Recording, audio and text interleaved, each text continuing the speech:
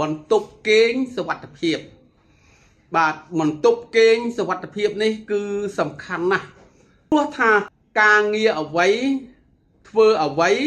អិរិយាបថអ្វីសូម្បីតែការធ្វើដំណើរក៏ចាំបាច់បំផុតគឺត្រូវការសុវត្ថិភាពដែរសុវត្ថិភាពម្ហូបអាហារសុវត្ថិភាពការងារសុវត្ថិភាពអ្វីទាំងអស់ប៉ុន្តែជាទូទៅមិនដែលអ្នកណានិយាយអំពីបន្ទប់គេងសុវត្ថិភាពទេថ្ងៃនេះទាំងអស់គ្នាបាទអញ្ជើញមកជាមួយនឹងលោកគ្រូយើងសិក្សាអំពីហុងស៊ុយបន្ទប់គេងសុវត្ថិភាព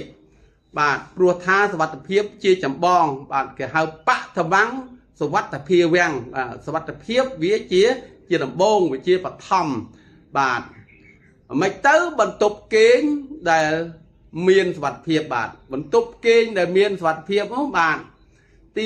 1ទ្វារបាទវាត្រូវនៅបាទត្រូវនៅមុខបាទខាងជ្រុងកែងខាងមុខនៃបន្ទប់បាទទី2បាទបន្ទប់គេងនោះទ្វារត្រូវរុញចូលបាទរុញចូលបាទធ្វើយ៉ាងណាការរុញចូលនោះ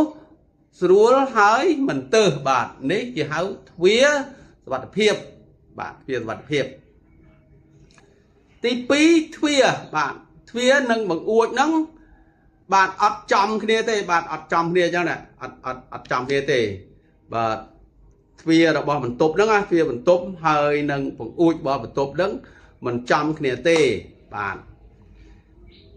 ទី3បន្ទប់គេងសុវត្ថិភាពត្រូវមានបង្អួច2បាទបង្អួច1បើកទៅក្រៅបើកពេលថ្ងៃបង្អួច1ទៀតបើកមកចូលយកខ្យល់ក្នុងផ្ទះ